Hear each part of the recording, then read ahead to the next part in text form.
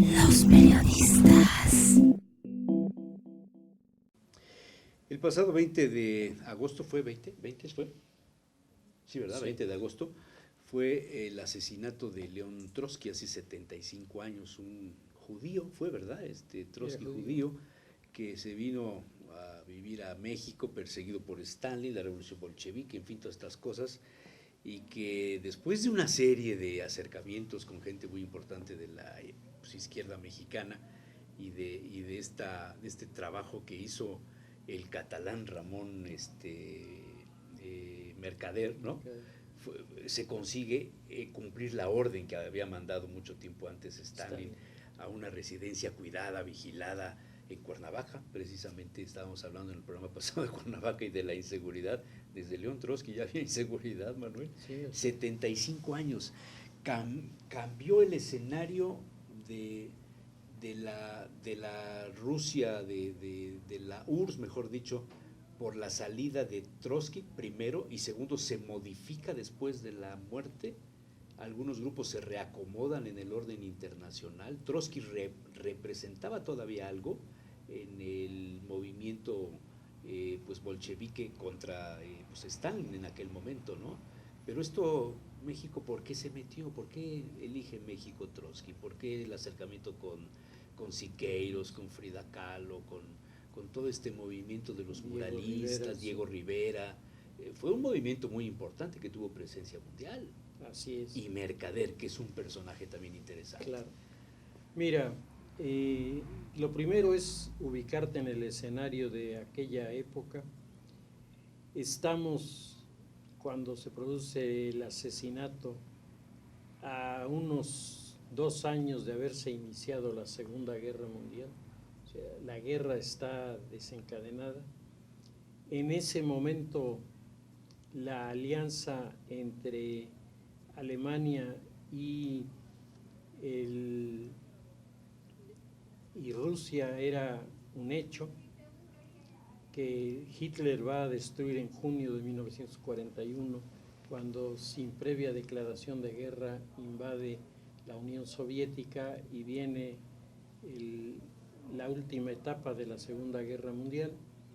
Pero en ese momento había, digamos, un cierto entendimiento de las fuerzas, que entre otras cosas estableció o quiso establecer una especie de intercomunicación. Cuéntame tus secretos y yo te cuento los míos, con los servicios de inteligencia alemanes, cosa que no ocurrió y que sí ocurrirá cuando Rusia, invadida por Alemania, declara la guerra y se vuelve parte de los aliados en ese momento. Y hay un libro que se llama Compartiendo secretos con Stalin, donde explica todo lo que Stalin supo y que le benefició para su visión ideológica durante la Segunda Guerra Mundial, hasta llegar a la ruptura de la Guerra Fría, ¿no? En 1948.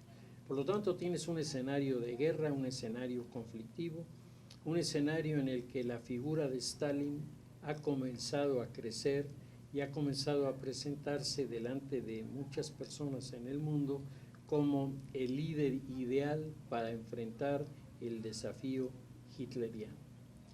La gente olvidaba los antecedentes de la Guerra Civil Española, porque en la Guerra Civil Española no solamente los rusos y los alemanes probaron su nuevo armamento para ver cómo funcionaba, los aviones, la aviación sobre todo, sino... Ahí está Guernica como ejemplo. Claro, ¿no? Vino el intento serio de parte del bloque comunista de desaparecer a los trotskistas, que tenían un partido que se llamaba POUM, el POUM, era un partido político español que tenía representantes en el Parlamento y que fue exterminado por los comunistas en España. Hay una producción hispano-inglesa de una película que se llama Los voluntarios ingleses en la guerra española, en donde hablan de la cantidad de ingleses que fueron a pelear a favor de la República en el POUM que no regresaron porque fueron fusilados en España por los republicanos. No fueron fusilados por los nacionales, sino por los republicanos. Pero los republicanos no eran comunistas. Los republicanos... Les decían rojos. Así es. Pero eran anarquistas, eran antimonárquicos. Había anarquistas, socialistas, comunistas, liberales, masones. Era una alianza en la que el grupo liberal, más ligado a las logias, acabó siendo el vapuleado y el que pagó las consecuencias, pero los demás grupos entraron en colisión ordenada desde Moscú por Stalin, que quiso aprovechar las circunstancias para eliminar a sus adversarios. Santiago Carrillo, entre otros, ahí como elemento clave, ¿no? Stalin de manera explícita ordena la desaparición de los líderes anarquistas. Durruti, por ejemplo, que es una de las grandes figuras, ahí lo acribillan, y junto con Durruti a muchísimas personas.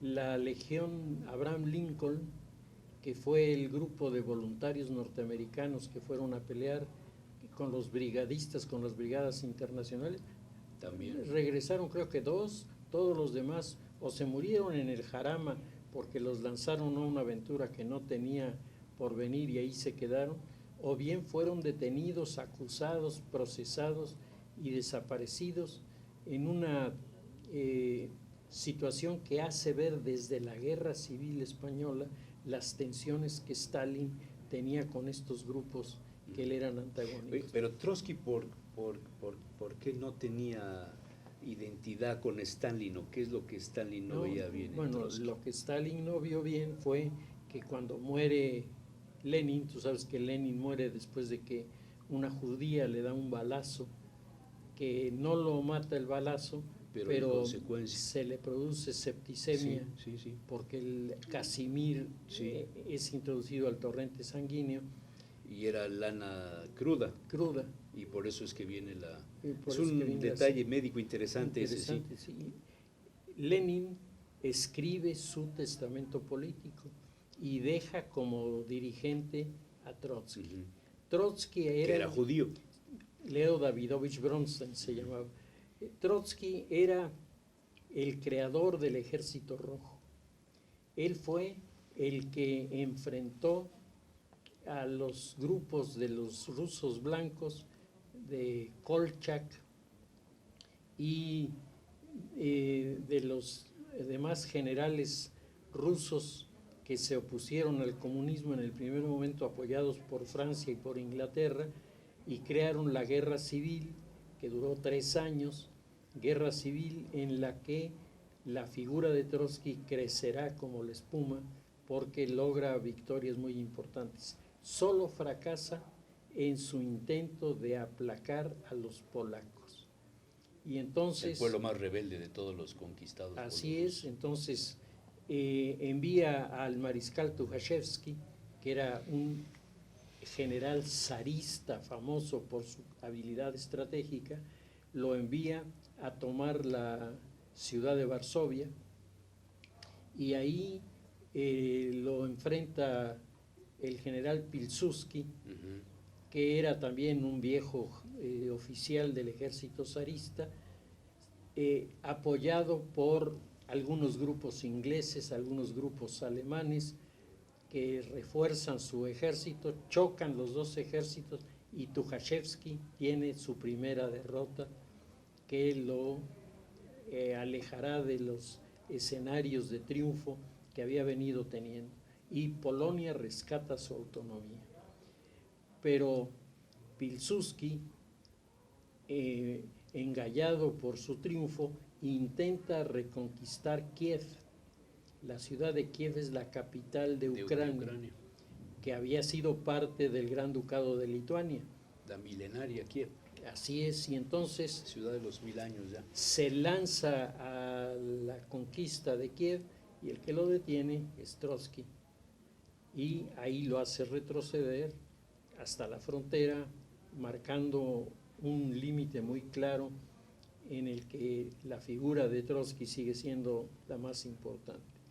La figura de Trotsky se había vuelto polémica porque en su testamento Lenin lo había nombrado a él y Stalin, secretario de organización del Partido Comunista, manejando los recursos que tenía como secretario, logra encontrar un respaldo en algunos grupos militares y en algunos grupos políticos para rechazar a Trotsky, a quien se ve como un advenedizo porque Trotsky estuvo exiliado muchos años.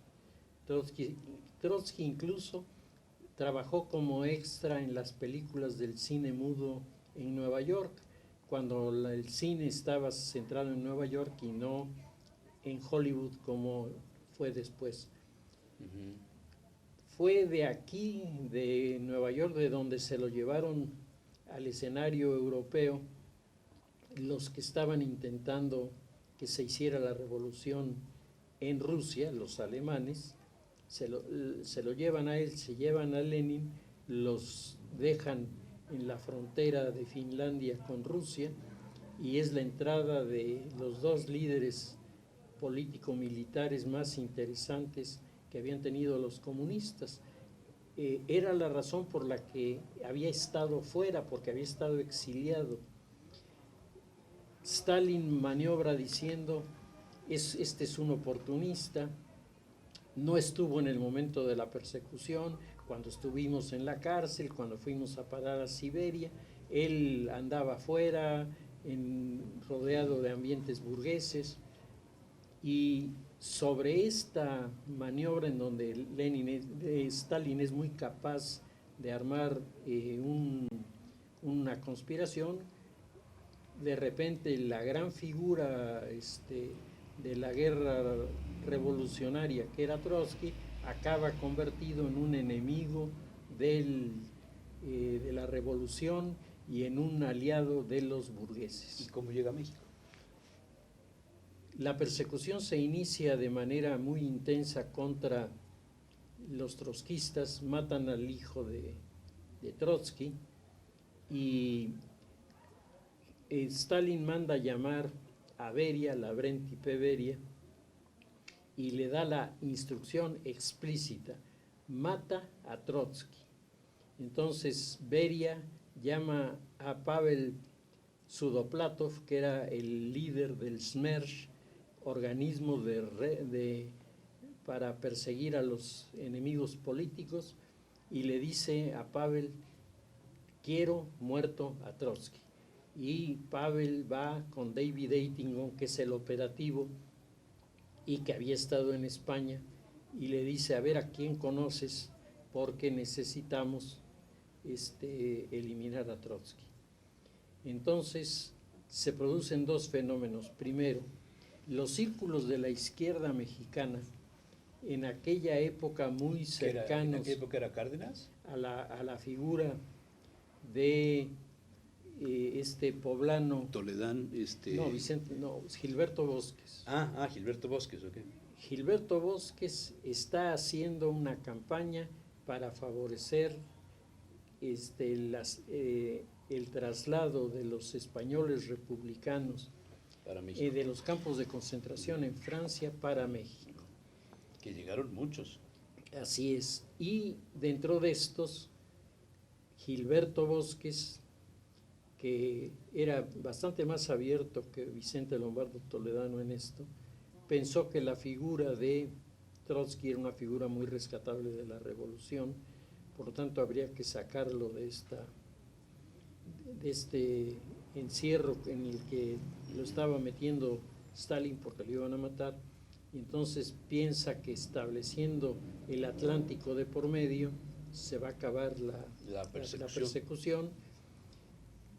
Convencen a Lázaro Cárdenas, que en principio no quería, y a mí me parece que tenía sus bases razonables, ¿no?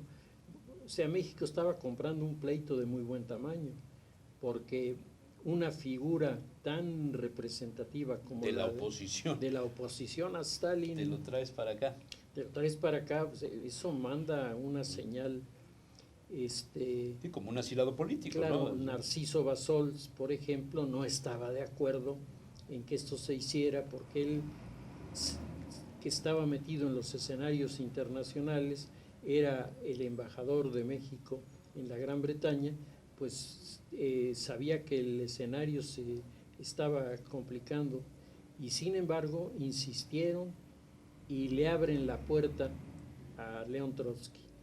Cuando León Trotsky llega es cuando Sudoplatov le pide a Eitingon que se haga cargo. Persíguelo hasta México y mátalo. Eitingon tiene una amante española, Caridad Mercader, y con esta mujer él se relaciona con algunos grupos de los servicios de inteligencia rusos que habían estado en España y que en este momento, liquidada la guerra civil y perdida la guerra civil, habían quedado flotando un poco ahí en el aire, ¿no? Stalin tenía pendiente un problema, tenía una cuenta que a lo mejor le podríamos dedicar un día una de estas cápsulas, el tema del oro del Banco Central de Madrid. 10,000 cajas llenas de oro salieron de Madrid y fueron a través de los puertos españoles del Mediterráneo, 2,200 de estas cajas enviadas a Francia para pagar lo que Francia les estaba ayudando en ese momento y para tener en custodia el resto de las cajas fueron a parar a Rusia. Aunque se dieron instrucciones explícitas de no tener recibo, Orlov, que era el encargado de la maniobra, ante los requerimientos y endurecimiento de la postura del gobernador del Banco de Madrid, que dijo: si no me firmas, bajan las cajas y no salen de aquí, firmó de recibido y después se desapareció porque entendió que Stalin no perdonaba la falla en las instrucciones, pero al final, cuando han venido los reclamos con Felipe González, el gobierno de Felipe González oficialmente le dijo a Rusia: regrésame el oro que te llevaste en custodia. Y cuando el gobierno de Rusia finge demencia sobre el tema y pregunta: ¿de qué me estás hablando?, aparece el documento de Orlov firmado y diciendo: pues aquí dice que... Entonces la respuesta ha sido: claro, estamos hablando de la liquidación de la deuda que tenía España con nosotros, por lo que estuvimos dándole cuando la guerra civil. Ese era, ya desde entonces era un problema, porque los exiliados españoles en Francia y en México estaban diciendo: es que el oro se quedó en Rusia, si se lo dejamos a los rusos, muy comunistas, pero se van a quedar con él. Bueno, y el hecho es que al día de hoy el gobierno español, ahora de derecha, la Alianza Popular, está reclamando lo mismo que reclama el PSOE, es decir, regrésenme mi dinero. Y por lo menos Stalin dijo: yo no sé de qué me hablan, son cuentas que liquidaban. Están saldadas ya. Claro, era un recibo de compraventa, sí, y nada más. Pero digo, la cantidad de oro era la cuarta reserva de oro en Europa, la que tenía el Banco de Madrid, la cuarta reserva. Y volviendo a Trotsky, entonces por lo tanto, hermana de Mercader era amante de este personaje, David Eddington, y entonces Eddington hace dos grupos para enfrentar a Trotsky: David Alfaro Siqueiros y los veteranos de la brigadistas, creo que fueron 5 mexicanos que estuvieron en la brigada, 2, uno de apellido Suárez, ignoro si sea el Suárez del edificio donde está están ahora muchas obras de Siqueiros y está en pleito de si se las llevan o no se las llevan. El Hotel de México. El Hotel de México. Ya murió el señor, sí. Yo no sé si es él o alguien de su familia, pero era Suárez y David Alfaro Siqueiros, improvisando por su cuenta vestidos de policías, se fueron a meter a la casa de Trotsky y fallaron en el atentado. Eddington, entonces, con mucho más sentido, manda a alguien desde muy lejos, hace que Mercader, Ramón Mercader, hijo de su amante, enamore a una trotskista, una chica bastante feicita, que se siente feliz de haber encontrado de repente el galán un de catalán ahí que además era un tipo simpático, era una gente muy culta. Le prometió llevarla a las Ramblas y... No, Sí. le hizo Sí, sí. le hizo la vida agradable Como buen catalán. y fingió de las pláticas que ella le hacía sobre, porque ella era trotskista a morir, sobre la figura de Trotsky, dijo, pues me has convencido, yo quiero conocer a una persona así, ¿no? Sí. Quiero estrechar su mano. Y ella se lo creyó, entonces lo trae desde Europa, entran en México como turistas y ella va y le presenta a Trotsky. Y Mercader, que usa el nombre de Jacques Mornard y se presenta como un hijo de un diplomático belga que había vivido en varios países por ser hijo de un diplomático, hace plática con Trotsky, le habla de algunas ideas sobre el comunismo que él conocía muy bien porque era comunista, y luego comienza a hacer labor de acercamiento con los guardianes de las puertas. Y entonces se vuelve el asiduo visitante de Trotsky, que llevaba artículos para que se los corrigiera, platicaba con Trotsky sobre los... ¿Se metió? Se metió como si fuera de la familia. Y al haber llegado avalado por una persona a la que Trotsky conocía y en la que Trotsky confiaba, la guardia se bajó y en ese momento Eitingon dijo: mátalo. Y entonces, llevando un piolet escondido en su gabardina, llega, la gente pregunta, ¿por qué no llevaba una pistola? Porque él esperaba salir de la casa y escapar. De hecho, Eitingon estaba a 2 calles en un automóvil en el que recogerían a Mercader, se lo llevarían a la frontera y lo desaparecerían llevándoselo a Rusia para protegerlo. Pero esto no ocurre porque... Sí, con una pistola se oye el disparo y claro, corren la guardia llega. Entonces, cuando llega Mercader, le entrega el documento para que lo revisara. Trotsky se concentra, le pone a revisar, mientras él levanta el piolet y le pega con todas sus fuerzas, y él piensa que lo va a matar instantáneamente. ¿Y no? Y en lugar de eso, Trotsky pega un grito terrible y luego comienza a pedir auxilio. Todavía tiene fuerza para lanzarse contra Mornard y derribarlo. Cuando llegan los guardias, Trotsky ya está herido de muerte, pero Mornard está detenido. Y entonces ni Caridad Mercader... La fotografía donde están los policías mexicanos con el piolet ensangrentado, ensangrentado, así es. Tremenda. El gobierno de Lázaro Cárdenas, asustado por...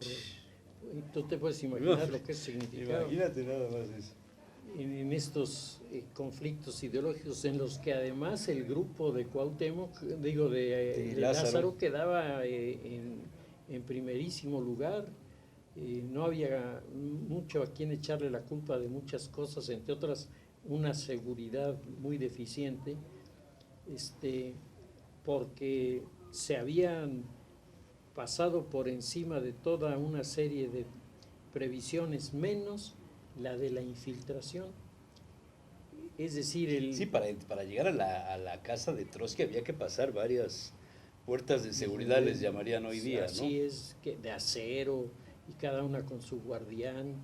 Entonces, ¿quién iba a pasar eso? Si alguien venía, cerraban esas puertas. Y saca. Y- Pero este tenía el acceso directo. Pero es exactamente, y además con una familiaridad que solo se rompe cuando los guardias ven a Trotsky Ensangrentado, y herido de y muerte. ya caído, Sí, sí. ya no se recuperará nunca más. Se lo llevan al hospital, le hacen una operación delicadísima, que sale bien la operación, pero Trotsky estaba herido de muerte porque el pico del piolet había golpeado una parte del cerebro que no solamente es irrecuperable en sus funciones, sino que genera por su falta de funciones la muerte. Entonces, el escenario era caótico. Se comisiona a Leandro Salazar para que se haga cargo, el jefe del Servicio Secreto Mexicano, se haga cargo de la investigación, y hace una investigación de primera. Muy buena. Todavía Sí. hoy el librito de Sí. cómo mataron a Trotsky, escrito por él, es un clásico, porque el hombre llegó a descubrir a Eitingon, pero se le escapó, como dicen, por los pelos.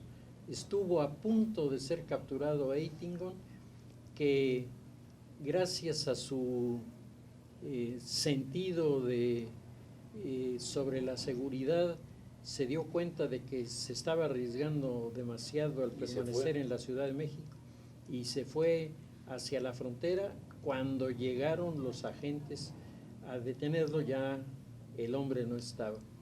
Pero es Leandro Salazar el primero en decir públicamente: fue Stalin, y fueron los agentes de la GPU los que hicieron la acción, y al mismo tiempo será Leandro Salazar el que envía a uno de sus subordinados a la Embajada de Bélgica con los documentos de Jacques Mornard.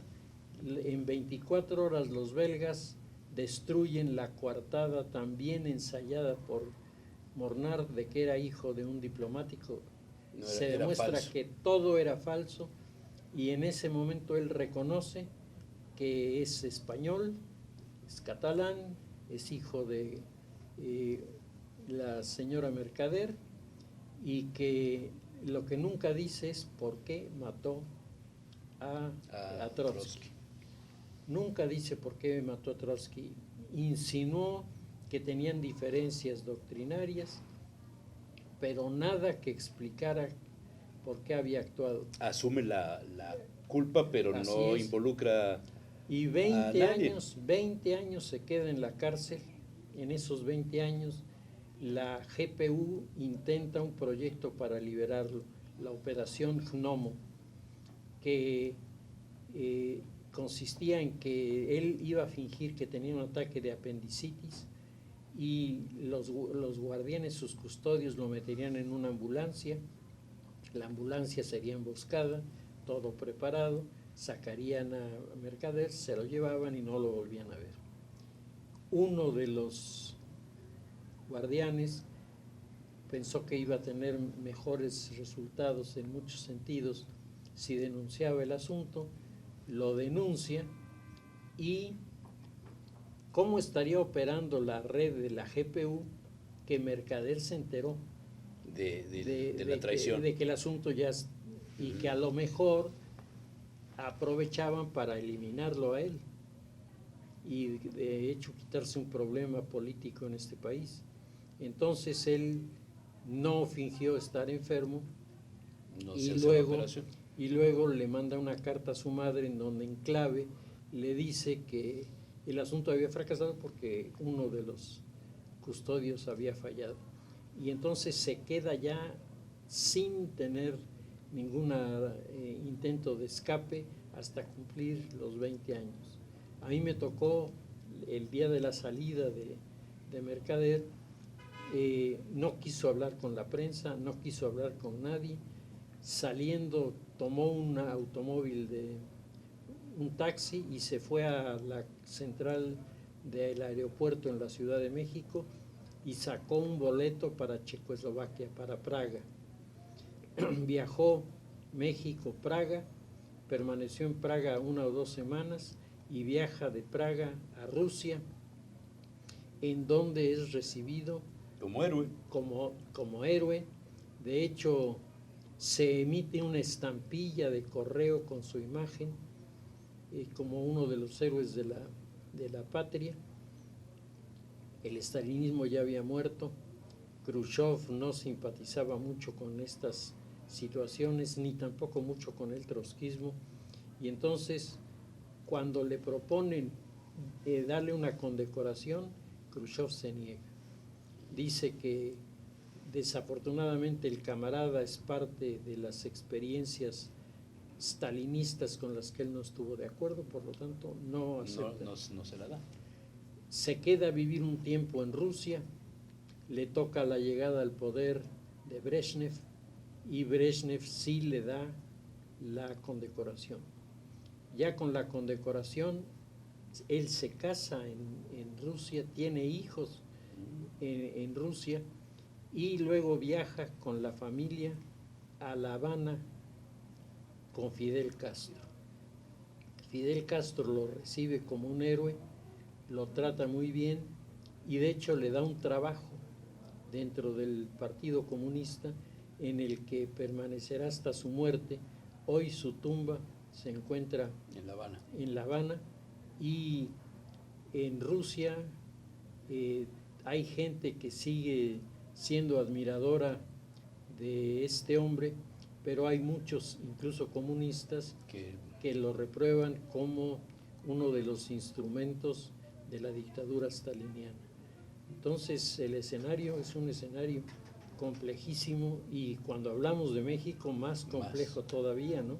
Porque aunque uno pudiera suponer que la doctrina comunista los unía, muy a lo mexicano la teoría comunista los confrontaba, los dividía, los alejaba unos de otros, y esto hizo que el crimen de León Trotsky fuera en nuestro país como un acontecimiento que tiene dos caras. Por un lado se ve la intervención del dictador que elimina al peor de sus adversarios en la oposición. Que lo persigue a todas partes, ¿no? Así es. Y por otro lado están los trotskistas que en nuestro país han intentado jugar un papel político en el 68, sí. Por ejemplo, y en varios otros movimientos políticos han estado involucrados. De hecho, hay una internacional trotskista que funciona en Sudamérica y una central trotskista que funciona en los Países Bajos. Por lo tanto, el trotskismo está vivo, sobrevive, porque las ideas no las matas. Tú matas a las personas, pero, sí, pero las ideas no. Las ideas ahí siguen. Sí, imagínate que sería del anarquismo, ¿no? Claro. Ahora, muerta la figura de Trotsky, pues el trotskismo perdió el eje de sus, tanto de su ideología como de su estrategia, y hoy no hay un líder de los trotskistas que sea reconocido por todos. Hay un sudamericano, un mexicano y un Los holandés. grupos subversivos mexicanos no participarían de alguna de las ideas. De sus ideas, sí, porque él era autor de la teoría de la revolución permanente. Entonces, seguramente por ahí puede sí, ser. por ahí. Bueno, interesante. Bueno, muchas gracias, se nos fue el tiempo. Como siempre, muy amable. Gracias a la Dirección de Relaciones Públicas de la OPAEP por facilitarnos el espacio para grabar aquí. Muchas gracias, Manuel. Nos vemos la próxima semana. Nos vemos. Primero Dios. Los periodistas.